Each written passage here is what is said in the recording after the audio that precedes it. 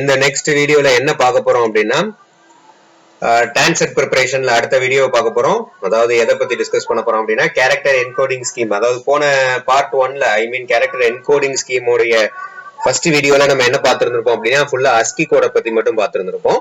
இதுல மீதி இருக்கக்கூடிய கேரக்டர் என்கோடிங் ஸ்கீம்ஸ், அதாவது Unicode and then UTF formats, அந்த யூனிகோடுக்கான UTF ஃபார்மட் என்ன, அதுக்கப்புறம் அந்த CDIC கோடு இன்டர்சேஞ்ச்னா என்ன, இந்த 3 கேரக்டர் ஃபார்மேட்டிங் பத்தி தான் நம்ம பார்க்க போறோம். இதுல 2 கேரக்டர் ஸ்கீம் தான் என்கோடிங் ஸ்கீம் தான் சொல்லணும். ஆக்சுவலா அந்த UTF ஃபார்மட்ங்கிறது யூனிகோட் என்கோடிங் ஸ்கீம்ல வரக்கூடிய டிரான்ஸ்ஃபர்மேஷனுக்கு யூஸ் பண்ணக்கூடிய மெத்தடாலஜி தான் UTF ன்னு சொல்லுவாங்க. சோ வாங்க ஃபர்ஸ்ட் யூனிகோட் என்கோடிங் ஸ்கீம் அப்படிங்கிறது என்னது அப்படின்னா இது வந்து ஒரு யூனிவர்சல் கேரக்டர் என்கோடிங். அதே என்கோடிங் ஸ்கீம் தான். நம்ம ASCII கோடுங்கிறது எதுக்காகனா ஒரு கேரக்டர்ஸ இல்ல சிம்பிள்ஸ நம்ம என்ன பண்றோம் அப்படின்னா ஒரு பைனரியா கன்வெர்ட் பண்ணாதான் சிஸ்டம்க்கு புரியுங்கிறதுக்காக சேஞ்ச் பண்ணக்கூடியதை தான் இந்த கேரக்டர் என்கோடிங் ஸ்கீம்னு சொல்லுவாங்க. அதுல ரெண்டாவது கேரக்டர் என்கோடிங் ஸ்கீம் வந்து யூனிகோட் என்கோடிங் ஸ்கீம். இது வந்து யூனிவர்சல் கேரக்டர் என்கோடிங் அப்படின்னு சொல்லுவாங்க. இது எதுக்காக அப்படின்னா எல்லா கேரக்டர்ஸையும், அதாவது எல்லா லாங்குவேஜ்ல உள்ள கேரக்டர்ஸ் எல்லாத்தையுமே நம்ம ரெப்ரசென்ட் பண்றதுக்காக இந்த யூனிகோட் அப்படிங்கிறது யூஸ் பண்ணுவாங்க. யூனிவர்சல் கோட் அப்படின்னு கூட நீங்க ஞாபகம் வச்சுக்கலாம். இந்த யூனிகோட் அப்படிங்கிறது என்னன்னா ஆல் லாங்குவேஜஸ்ல இருக்கக்கூடிய எல்லா கேரக்டர்ஸையுமே நம்ம என்ன பண்ணலாம் அப்படின்னா மென்ஷன் பண்றதுக்காக இதை யூஸ் பண்றாங்க. இது போக இதுல என்ன ஃபார்மட் யூஸ் பண்றாங்க அப்படின்னா யூனிகோட் கோடு பாயிண்ட் அப்படிங்கறத இந்த டெர்மினாலஜி யூஸ் பண்றாங்க. சோ அப்ப கோடு பாயிண்ட் அப்படிங்கிறது என்னதுன்னா ஒவ்வொரு கேரக்டருக்கு, இப்ப எக்ஸாம்பிளுக்கு லெட்டர் A இருக்கு அப்படின்னா அந்த கேரக்டருக்கு ஒரு தனிப்பட்ட ஒரு யூனிக் நம்பர் அசைன் ஆயிருக்கும். அததான் இங்க யூனிக் கோடு பாயிண்ட் அப்படின்னு சொல்லுவாங்க. சரியா? அதுக்கு கீழே எக்ஸாம்பிள் தான் நான் கொடுத்துருக்கேன். இப்ப இங்கிலீஷ்ல ஆல்பபெட் லெட்டர் A கேபிட்டல் லெட்டருக்கு ஒரு ரெப்ரசன்டேஷன் இருக்கா. இதுல ஆக்சுவலா இந்த ஃபர்ஸ்ட் இந்த 4 டிஜிட் தான் என்னன்னா ஹெக்ஸா டிஜிட்ஸ் சொல்லுவாங்க. ஹெக்ஸா டெசிமலோடைய கன்வர்ஷன் தான் இது. அது போக இந்த U பிளஸ் அப்படிங்கிறது என்னது அப்படின்னா இந்த யூனிகோட் அப்படிங்கறத ரெப்ரசென்ட் பண்றதுக்காக.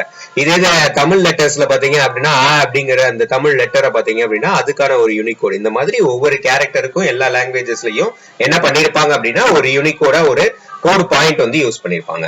யூனிகோடோட மொத்த கேரக்டர் செட் எவ்வளவுன்னு பாத்தீங்க அப்படின்னா 1 பிளஸ் மில்லியன் அப்படிங்கிறது தான் யூனிகோடோட கேரக்டர் செட்ஸ்.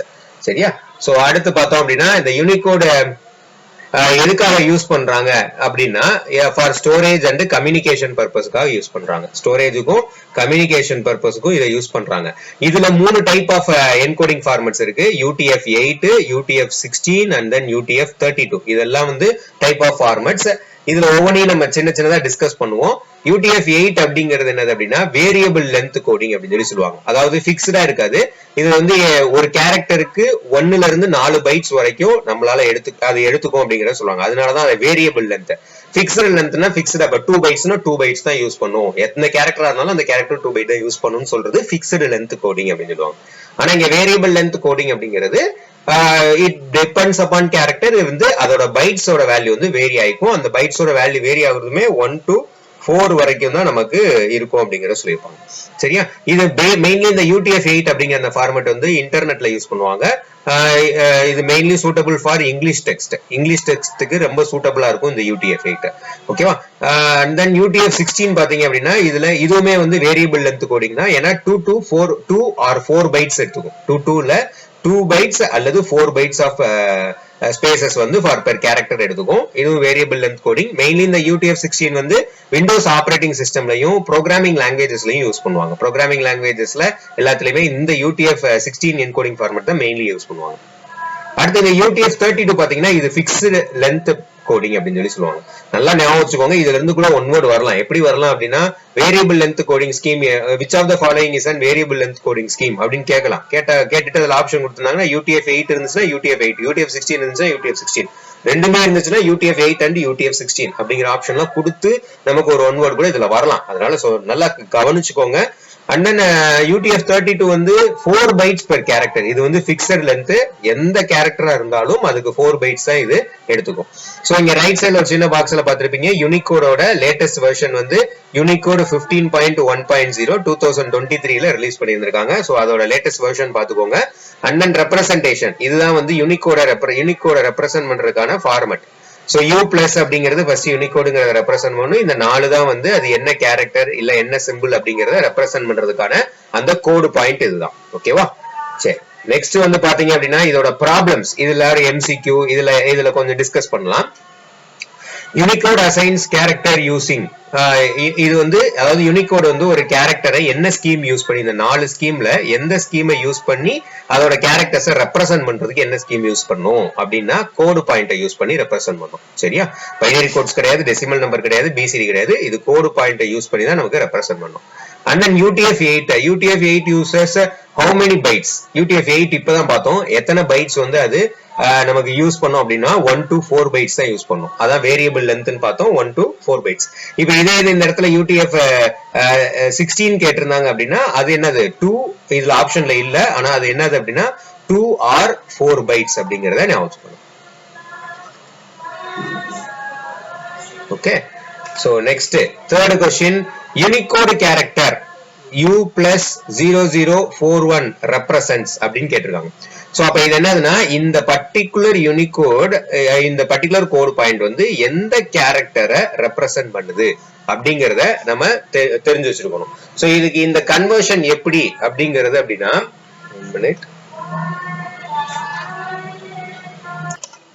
சோ இப்ப இதோடைய இந்த UTF ரெப்ரசன்டேஷன் கொடுத்துட்டு அதோடைய கேரக்டர் என்னன்னு கேட்டிருக்காங்க. இது எப்படி பண்ணணும் அப்படின்னா, ஆல்ரெடி நான் ப்ரீவியஸ்ல சொன்னேன் இந்த 4 தான் வந்து என்னது அப்படின்னா ஹெக்ஸாடெசிமல் பிட்ஸ்னு சொன்னேன். சோ அப்ப இந்த 41 நான் என்னவா மாத்தணும் அப்படின்னா டெசிமலா மாத்தணும். which means ஃபர்ஸ்ட் ஸ்டெப் வந்து ஹெக்ஸாவை டெசிமலா நான் கன்வெர்ட் பண்ணணும். சோ ஹெக்ஸாவை டெசிமலா கன்வெர்ட் பண்றதுக்கு அதோட பொசிஷன் வேல்யூவோட நம்ம மல்டிப்ளை பண்ணுவோம். இந்த டெசிமல் கன்வர்ஷன், ஐ மீன் இந்த பைனரி நம்பர் சிஸ்டம் கன்வர்ஷன்லாம் நம்ம ஃபர்ஸ்ட் வீடியோலயே சொல்லியிருக்கோம். அந்த வீடியோ நீங்க பிளேலிஸ்ட்ல இருந்து பார்க்கலாம். சோ இதுல வந்து 1 into 16 power 0 which is equal to 1 into 1, so equal to 1. ஓகேவா, அடுத்து 4 into 16 power 1, so 4 into 16 which is equal to 64. so ரெண்டையும் பிளஸ் பண்ணீங்க அப்படின்னா 65 ன்னு வரும். சோ ஆன்சர் வந்து அப்ப இது வந்து ஹெக்ஸாடெசிமலோட 65. அப்ப இந்த 65 ஓடைய ASCII ரெப்ரசன்டேஷன் என்ன அப்படின்னு பார்த்தோம் அப்படின்னா, இந்த 65 ஓட கேரக்டர் ASCII என்னது அப்படின்னா A, கேபிட்டல் லெட்டர் A தான் அதோடைய ரெப்ரசன்டேஷன். இப்படிதான் நம்ம யூனிகோட்ல இருந்து ஒரு கேரக்டர் எப்படி ரெப்ரசென்ட் பண்றாங்கன்றத கண்டுபிடிக்கணும். அடுத்த क्वेश्चन பாத்தீங்க அப்படின்னா which encoding is ASCII compatible? இது வந்து UTF-8 தான் வந்து ASCII compatible. அதாவது ASCII கோடோட கம்பேட்டபிள் ஆகக்கூடியது இந்த 3 ஃபார்மட்ல UTF-8 தான் கம்பேட்டபிள் ஆகும். அதுக்கப்புறம் convert the binary code to Unicode அப்படின்னு கேட்டிருப்பாங்க. இந்த பைனரி கோடு டு யூனிகோடுமே வந்து நம்ம என்ன பண்ணணும் அப்படின்னா, இந்த பைனரியில இருந்து first just a minute. So பைனரிய நம்ம என்னவா மாத்துறோம் அப்படின்னா யூனிகோடா மாத்துறதுக்கு சிம்பிள் ரெப்ரசன்டேஷன். இத 4 பிட்ஸா நீங்க வந்து பிரிச்சுக்கோங்க. பைனரி டு ஹெக்ஸா கன்வெர்ட் பண்ணனும். சோ அப்ப பைனரி இத 4 பிட்ஸா பிரிச்சீங்க அப்படின்னா ஆக்சுவலா இது வந்து ஹெக்ஸால 1 ன்னு சொல்லுவாங்க. இதோட ஹெக்ஸாடெசிமல் ரெப்ரசன்டேஷன் வந்து 3 ன்னு சொல்லுவாங்க. சோ அப்ப யூனிகோட்ல ரெப்ரசன்ட் பண்ணும்போது U பிளஸ் யூனிகோட் ரெப்ரசன்டேஷன் 4 பிட்ஸா ரெப்ரசன்ட் பண்ணனும். So 0031 is the answer. So answer வந்து இதுதான் ஃபர்ஸ்ட் ஒன். சோ இதே மாதிரி நீங்க 6th ஒன்னுக்கு நீங்க சால்வ் பண்ணி ட்ரை பண்ணுங்க. சரியா? சோ அடுத்த என்கோடிங் ஸ்கீம் என்னது அப்படின்னா, கேரக்டர் என்கோடிங் ஸ்கீம் வந்து EBCDIC அப்படின்னு சொல்லுவாங்க. இந்த EBCDIC அப்படிங்கிறது என்னன்னா extended binary coded decimal interchange code. இதுதான் இதனுடைய full form. Extended binary coded decimal interchange code. இதுதான் வந்து என்னது அப்படின்னா இதனுடைய எக்ஸ்டென்ஷன். இதுவுமே வந்து one of the encoding scheme. ஆனா இது வந்து மாடர்ன் கம்ப்யூட்டர்ஸ்ல யூஸ் பண்ண மாட்டாங்க. இது பேசிக்கலி வந்து மெயின் ஃப்ரேம் கம்ப்யூட்டர்ஸ்ல, அதாவது பிசினஸ் ஓரியன்டட் கம்ப்யூட்டர்ஸ்ல வந்து பிசினஸ் ஓரியன்டா என்டர்பிரனர்ஷிப் ஓரியன்டான டீலிங்ல உள்ள அந்த பர்டிகுலர் கம்ப்யூட்டர்ஸ்ல இது யூஸ் பண்ணுவாங்க. ஸோ மெயின் ஃப்ரேம் கம்ப்யூட்டர்ஸ்ல இது யூஸ் ஆகும். இது வந்து என்ன ஸ்கீம் அப்படின்னா 8-bit என்கோடிங் ஸ்கீம் அப்படின்னு சொல்லுவாங்க. டோட்டலா இதுல 256 கேரக்டர்ஸ் ரெப்ரசென்ட் பண்ண முடியும். அதை எப்படி ரெப்ரசென்ட் பண்ணுவாங்க, 0 to 255. எப்படி ASCIIக்கு ஒரு டேபிள் இருக்கோ அதே மாதிரி இந்த EBCDICக்கும் ஒரு டேபிள் இருக்கு. அதுல 0ல இருந்து 255 வரைக்கும் ரெப்ரசென்ட் பண்ணிருப்பாங்க எல்லா கேரக்டர்ஸ் சிம்பிள்ஸ் எல்லாத்தையுமே. சோ இது யார் டெவலப் பண்ணா அப்படின்னா IBM அப்படிங்கிறது டெவலப் பண்ணது. இது ஒரு ஆல்பா நியூமரிக் கோட் அப்படின்னு சொல்லுவாங்க. இந்த EBCDIC ஒரு ஆல்பா நியூமரிக் கோட் அப்படின்னு சொல்லுவாங்க. அதே மாதிரி it is not an ASCII compatible கிடையாது. இதுல இருந்து கூட கேள்வி கேட்கலாம், இப்படினாலும் கேட்கலாம். which of the following encoding scheme is not ASCII compatible அப்படின்னு கேட்டாங்கன்னா இது ஒரு ஆன்சர்ல இருந்துச்சுன்னா இதுதான் ஆன்சர். UTF எது கம்பேட்டபிள்னு கேட்டாங்கன்னா UTF-8 நம்ம சொல்லணும். அதே மாதிரி இது எப்படி நம்ம இப்ப யூனிகோட வந்து என்ன பேஸ்ல ரெப்ரசென்ட் பண்ணுவாங்க, எந்த ஸ்கீமை யூஸ் பண்ணி ரெப்ரசென்ட் பண்ணுவாங்கன்னு கேட்கும் போது நம்ம என்ன சொன்னோம் அப்படின்னா கோடு பாயிண்ட் அப்படின்னு ஒரு டேர்மை சொன்னோம். அதே மாதிரி இங்க EBCDIC அதை எதை ரெப்ரசென்ட் என்ன ஸ்கீமை ரெப்ரசென்ட் பண்ணி பண்ணுவாங்க அப்படின்னா BCD பைனரி கோடட் டெசிமல் அப்படிங்கிற இந்த ஸ்கீமை யூஸ் பண்ணி தான் இதுல கோட் பண்ணுவாங்க.